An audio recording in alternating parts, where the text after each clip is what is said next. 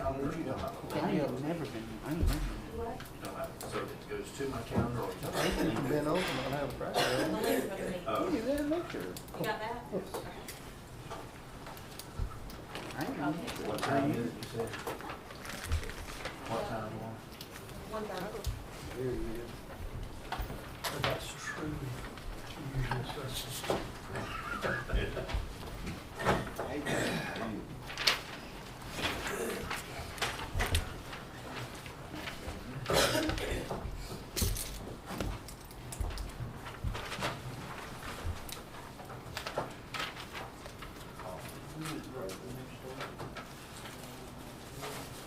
All right, at 6 o'clock, so we'll call the workshop to order. And that's Commissioner Webb, if you want to say a prayer this time. Gracious and Heavenly Father, we just thank you for giving us the chance to join here tonight. As always, we ask for your guidance and your strength. Continue to look down upon us and bless us and be with us all. In Jesus' name we pray. Amen. Amen. You really big beer cooler. All right, is there anyone in the audience that would like to come talk to us about anything tonight? All right, seeing no movement, we'll run ahead. No appointments tonight. We do have a public hearing. Mr. Rowell. Yeah, this matter was tabled, so we'll actually, make a decision before it's ready to move forward with the regular meeting. We have received some information, correct, Jim? Yeah, so, Information. with all that in front of me, so, my phone started vibrating. You have, some of the items that we're discussing, we put together just a little handout that you have in front of that was emailed to you earlier. And, just to go to the front page. At the February 2023 County Commission meeting, Mark Fletcher, owner, and Stein agent, requested the Board of Commissioners grant a special exception per Tift County Ordinance number 2021-06 to allow placement of solar energy production facility / farm. The County Commission held the required public hearing. During the hearing, the board listened to comments for and against. During the hearing, Mr. Fletcher and Mr. Stein offered to provide the following in response to concerns that the board during the meeting. And those, you have attached to those, one is to provide an alternate site plan to that plan included as part of the original project submittal. It addresses setback distance from adjoining properties and additional buffering. Submittal of required site decommissioning plan for review by the board. Submittal of a solar inverter noise emission study and a letter of credit to guarantee funding for future decommissioning costs. So all those, you have those as in front of you. Just to remind you, Commissioner Stallnaker made a motion, we tabled that. Chris, did I leave anything out of that? Sir. So you have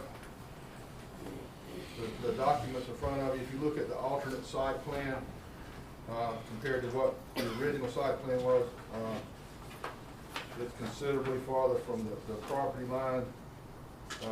That is to the south of the proposed site, and so it's really about 100 yards from the property line to the what would be the fencing, and then there would be a buffer of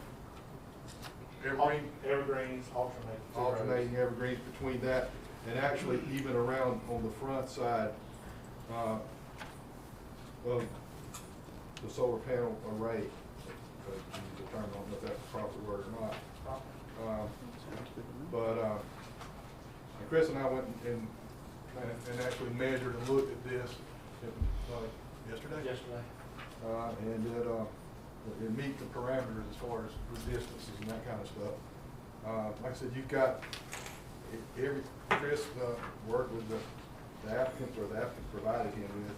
So you've got a noise study on those inverters. You've got a decommissioning plan that's required by our ordinance, and also attached you have a sample here. Synovus Bank, actually a draft letter of credit provided there as well to be executed upon approval. So where did the solar farm fall on the noise study? I don't see it listed. Well, if you go back and read it, 65 decibels 3 feet away. Yeah, that's right, it's which is 65 dBA, that's correct. That's correct. So it's the same as a conversational speech at Conversational 1 meter, speech. roughly between a vacuum cleaner and conversational speech, is where it falls on the scale. And that's constant. No. Man, it's If just if you read the last two sentences under summary, 3 feet away at 65 decibel, which is conversational noise.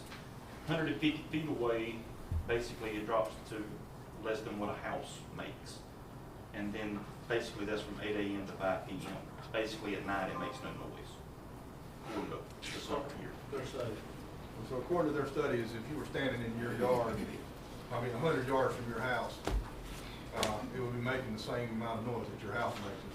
It's just really what that says. So I mean, you know, refrigerators running, TV, but whatever's going on inside of your house, that's the noise that it would emit that distance, if I understand it correctly. And we have an applicant here tonight, and I think that they'll be here Monday night to address other questions. So if y'all have got questions for Chris or I tonight, Workshop. This is workshop. Monday's the I meeting. mean, just like Tim Andrews said, I mean, some of this stuff is not even required in our ordinance. These are concerns that citizens had. Me and Mr. Carter reached back out to them, and they were happy to provide this information. I appreciate them being willing to do that. Are you looking at adding some of those things to our ordinance? Yes, sir. We are definitely looking at adding, like Mr. Carter talked about, adding requirement for a bond. letter of credit / bond for the decommission. All right, any questions? All right, we'll take this up Monday night then. Thank you, Chris. If you have any I got next, another Mr. Chairman. Yeah. You wanna read it, you want me to? That's up to you, Chairman. Go ahead, have a. We had a application submitted by Thomas McDaniel as the owner, Jacob Owen as the agent. It's TCZA 32-02. The property's current zoning classification district is ag, and they wish to rezone the property in general business for the purpose of the car lot. If approved, the car lot would be constructed on the 5-acre parcel. The car lot is an improved use in GB, and the car lot would have to meet all the requirements of the Tift County Unified Development Code. The property is located at, it doesn't have an address yet, at map 72, parcel 69F. It's right out on 82, right past New River Church Road on the left. It's vacant right now. There's some trees, it's up on top of the hill before you get to the church. This is way back off the road. That's where the property is located. It's completely, as you see in your package, completely surrounded by general business other than the very back. We had the planning commission meeting on February 9th, 2023. We had nobody here to speak in opposition. Our office has not fielded any calls in opposition. We posted the property, we run the ads in the paper. The planning commission voted unanimously to approve and recommend approval to this board. He plans on building a steel building to house his office and use it for storage partly in the back. But his purpose is for a used car lot. He already has a used car lot in the city limits. He wants to move out to the county. I'm happy to answer any questions you may have. Any questions? All right, here none. Thank you, Chris. Thank you, board. And we'll take that up on Monday night. So. All right, moving on to items to be discussed for regular session on March the 13th. Item 5.1, replacement of 15 patrol vehicle mobile data units and acceptance of the Governor's Office of Highway Safety Grant. Mr. Chairman, this is when I spoke with the Sheriff's Office, they made this request. The mobile data units are laptops, if you want to use a more kind of common term. Those, I think we put those in there right 2008 or 9. That's correct. They've been there a while. And the replacement cost is $47,000. The Governor's Office of Highway Safety has awarded the Sheriff's Office a grant to reimburse $30,000 of that $47,842.05, which would leave the county remaining cost of $17,842.05, and that would be funded through Supply 6 Public Safety. So Colonel Merritt's here, but the staff would recommend upgrading those mobile Any questions? data units as the Sheriff's Office calls it. Consent agenda. All right, 5.2, renewal of Everbridge contract. Chief Fowler. Commissioners. Tonight, bring before you our Everbridge contract, which is up for renewal. It will expire June the 30th of this year. This contract is our mass notification system, but we would use any kind of significant event or severe weather or anything like that. Citizens can go online and subscribe to that and receive those notifications. That contract is a 3-year contract for $12,678.75, and that is paid each year annually for 36 months, for 3 years. And I can answer any other questions you may have. There's a budget line item. Yes, it is. What was the cost of the last contract? I would have to go back. I believe it's 5% less than what this one was the last. But I would have to verify. No, that's fine, that's fine. Okay. How many citizens we have signed up on that?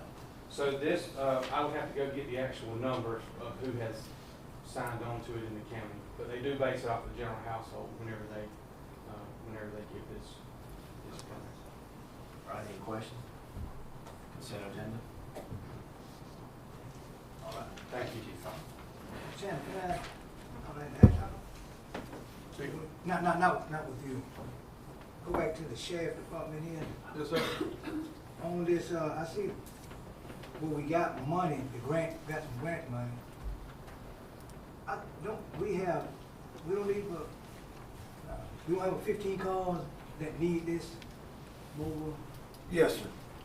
We need 15 of them. I talked to Casey King and Al Stevenson, and like I said, the 15 will help get us back in line with everything that we have now. No, what I'm saying that, I know we're gonna get some grant money. Mm-hmm. We couldn't have added no more cars to that. We can add as many cars as you I'm need to, just- but I think the other, we have 30 patrol cars, marked units, and I mean, the ones that we have now are still good, so, and we can still get them fixed and all that. 15 would catch us up pretty well, and So we you really only- don't need any more. you only have 15 cars that's got outdated equipment. Correct. Okay. The other 15 or so that have is current. That Or is at least correct. Is okay, adequate right So now. when you said we don't need no more right now, that's just the 15 in. That's correct. Okay. Thank you. Yeah. Good question. All right, 5.3, installation of air conditioning system at the recreational multi-purpose facility. Mr. Jordan? Good evening, Commissioners. This is for air conditioning unit to be replaced at the gymnasium at the multi-purpose building. It's two units, and the lowest price submitted was by D&M for $48,115, and that will be paid for out of SPLOST 6. Any questions? Consent agenda? All right, Jason, carry on. Staff wishes to exercise the right to buy out the lease for the wheel or front end loader. The cost is $101,650.30. However, the final payment on the lease will be deducted, so the final cost will actually be at $84,870 and will be paid for by T-Splosh. In the past, we have generally leased our equipment for 5 years, turned it in, and got another 5-year lease. The front end loader that we have only has 2,000 hours on it, and a new lease would be double of what we were paying for this one. So, well, I think we're paying $18,000 a year for this one. The new one was like $36,000 a year for 5 years. So we opted to buy this one straight out. We own it. We can run it until it starts giving us problems, and then when the problems start costing more in payment, then we'll come back to y'all and say, hey, we need to trade this in and get something newer. Would it be hard to trade in? No, I mean, they always trade something in. And the longer we keep it, the less it's The less worth. it'll be valuable, but, yeah, I mean, to buy something at double the price right now, just because they're hard to get, it just doesn't make sense. That's the reason the price went up, because they're scarce right now. They're scarce and everything's going up. We're liable to get in the same situation with motor graders, but the difference with a motor grader and a front end loader is by the end of the 5 years on a motor grader, that thing will have over 7,000 hours on it. 2,000 hours is not hurt. questions? Consent agenda? Thank you. Thank you, Jason. Item 5.5, consideration of amending the county's holiday schedule. Mr. Carter? Mr. Chairman, the board discussed this at a previous meeting, just as a discussion item. Staff, brought it back for consideration. As discussed, it's about adding Juneteenth as a paid holiday. We currently have 10 paid holidays. That's New Year's Day, MLK, Friday before Easter, Good Friday, Memorial Day, Independence Day, Labor Day, Thanksgiving, day after Thanksgiving, Christmas Eve, and Christmas Day. So those are the 10 approved paid holidays for county employees. So there was some discussion between board members about replacing one of those days versus adding one of those days, and staff just needs direction. If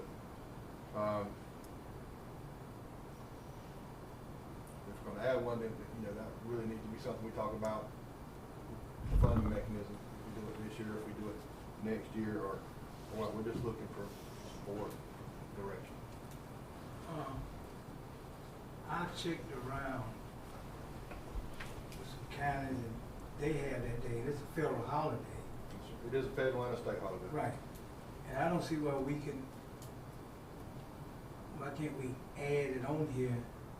I don't like taking away something from them. This just me, taking away something from an employee. You have the days there. That's just my opinion. I don't think we need to take away a day. We can add that day, because you have, I think down in Niles County, I talked with a couple of commissions, they supposed to be considered, I think the city had it, and they talking about getting ready to put it in. I don't know if they got it in or not. And another county, I was looking out, not for sure, they have it too, county that our size. Right. I'm not talking about no great big old county. Yes. That's just my opinion. I don't like to take nothing away from an employee. They earned it, they have it, and swapping it out, I just don't. That's just my opinion. My opinion is, go ahead, I'm sorry. Go ahead. I'm sorry. Go ahead. The city have 11 holidays. State have 12 holidays. The federal holidays are 11. The city have 160 vacation days after 10 years of service. We can think about it like this. We can take, and I don't like taking away a holiday either. But if we did, think about the money that we save for the lights. Think about the gas that we save if the employees are not driving vehicles. We're gonna take away a holiday, or we're gonna take away something. Why can't it be the picnic that we do? I know, Mary, you'll die standing up because you don't want that to happen. But just think about that. We can think about the Christmas party that we have. Why we have enough funds that we can add a holiday, and we will be also saving money if the lights, and if employees are not driving vehicles. We're not gonna say the cost of an additional holiday. We're giving 3 days of the 10 that's not really federal holidays, correct? Yes. We're giving Good Friday, we're giving the day after Thanksgiving, which is in no way, shape, form, or fashion a holiday. And we're giving Christmas Eve, which is not a holiday. We give Christmas Day, which is a holiday. We're also giving Christmas Eve. So my thoughts were we could swap it for one of those 3 days and not, have an additional expense. Of those 3 days, Good Friday is always on Friday, so it gives employees a long weekend. The day after Thanksgiving is always on a Friday, so it gives our employees a long weekend. So maybe even look at Christmas Eve might be the better one of the 3 to possibly swap if we consider swapping one instead of adding one. So tell me your reasoning for not wanting to add a holiday. Just the cost of it, and I feel like 10 holidays is a lot for our employees. I mean, I think it's sufficient. That's 2 work weeks of holidays that we already have.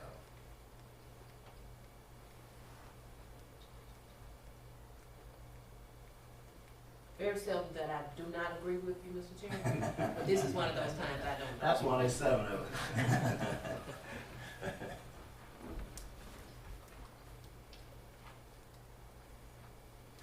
I agree with just taking one of those holidays that we already have, and I'm not opposed to the new holiday. Right, right. But yeah, but for cost purposes, I would recommend just changing one of those, and it really doesn't, I don't have a preference on which one.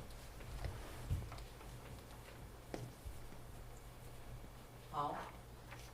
I have no problem with the new holiday, but I agree from a cost perspective to just pick one of the others and got to come up with the one that we can do away with.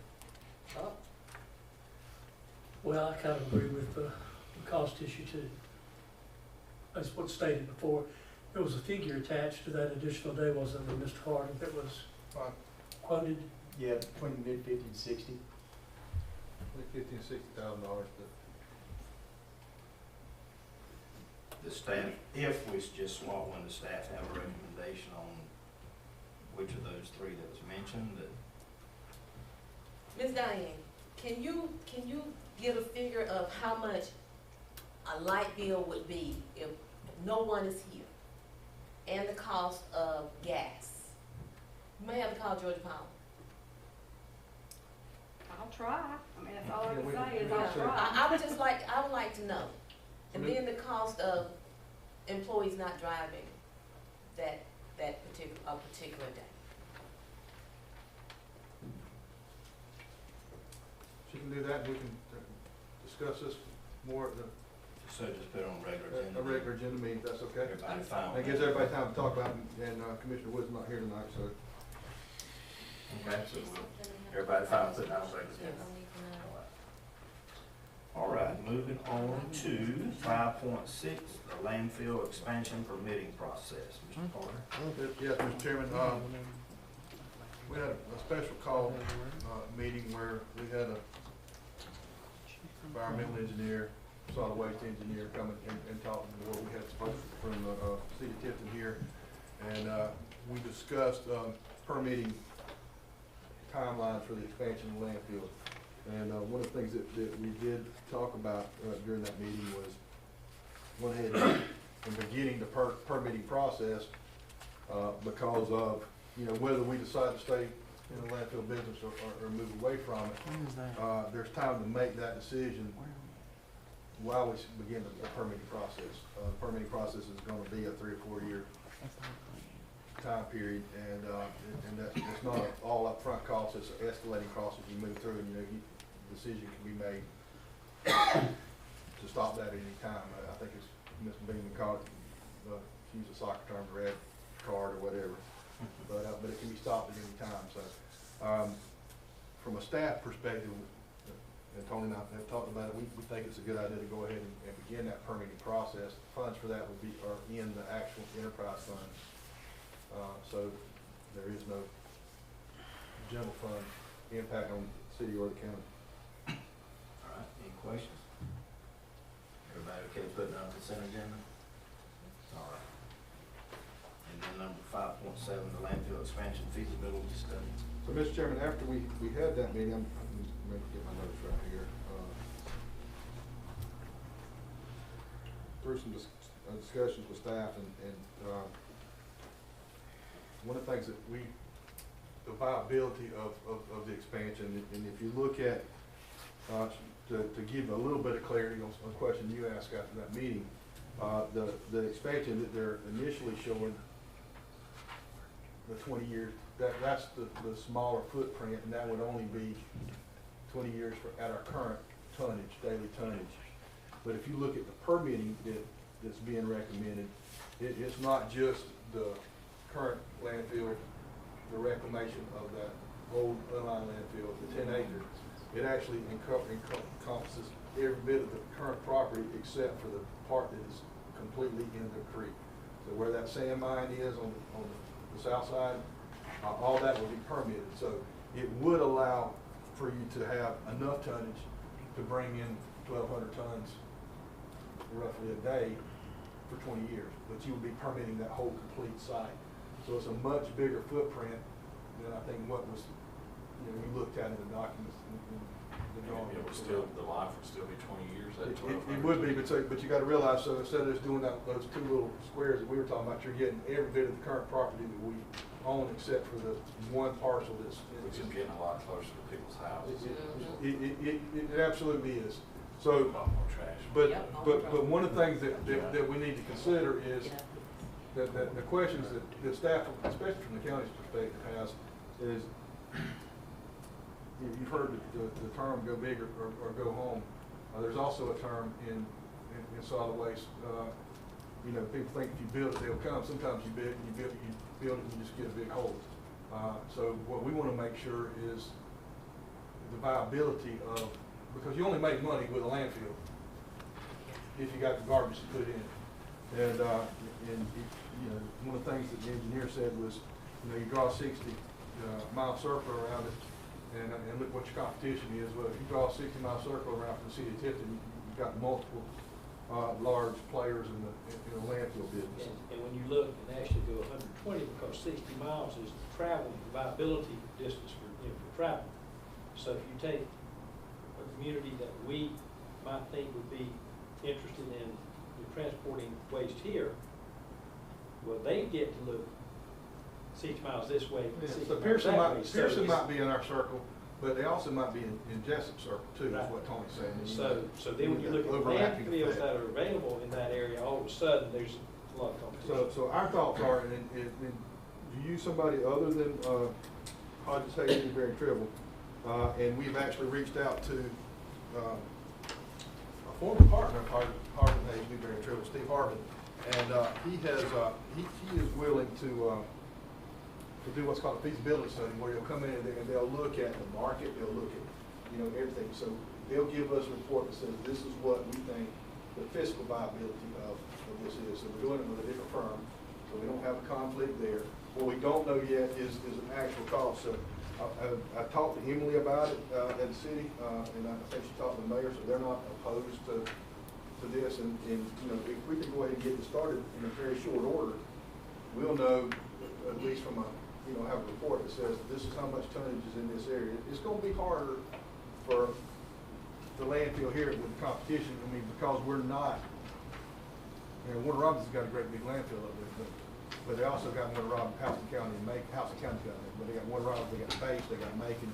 So the population density becomes, you know, it's much more dense, which means they produce a lot more trash, or household trash. Not as much here. So I mean, you have to have multiple communities to make up that 1,200. I mean, if you think about it right now, Tifton and Tift County at 43,000 people, we're putting roughly 215 tons a day in. Well, there's a lot of difference between 1,200 tons and 215 tons. And then so you look at the population areas where we have the densest population. That's Lowndes County and Albany. Well, they both have large landfills that we'll be competing with. So I mean, we'll have a hard time pulling trash from there. So then that leaves us competing for everything else, which is within that side of that 60-mile circle. So that's the reason we feel like it's prudent to do a feasibility study and make sure that it's a viable thing. And we're wondering, and one thing that we'll be asking some insight about is that may explain why the tipping rate is so cheap in Atkinson County, because they sit, you know, in the center of, although they got lots of capacity, there are 5 landfills within about 75 miles of them either way, so there's a lot of choice. So for them, they're trying to buy waste by having a low tipping fee. So, you know, these will be questions that won't be anecdotal. We'll have some real educated understanding. But we'll factor in like closure post costs moving forward. All that'll be into that viability quotient or whatever you want to label it. But in the data that goes into how much typically, how much it's going to cost to operate, those kind of things, and that's what we'll really look at. And instead of just hoping if we build it, it'll be viable. Yes, you may cover it. The cost of this study, would it be paid for out of that enterprise fund? My preference, commissioners, is that the county, if we can, pick up the cost of that. cleaner and, you know, well, yeah, well, trash wise. It just is easier. I don't have to, you know, we're not trying to get two boards to take a different direction. But if the board wants me to talk to them about splitting the cost, whatever, I can. We don't know what the cost is gonna be yet. You know, yeah, we'll take care of it. So, I mean, It'll be working for one person. you know, we just need just asking the board to give me and Tony to go ahead to start that negotiation. And when we get a guaranteed, not to exceed price, we'll come back with that price before we pull the trigger, if that's okay. You have questions? We'll put that on the consent agenda Consent agenda. for Tony now to go ahead with that. Good. We'll determine that once we develop the scope. So just give us the permission to do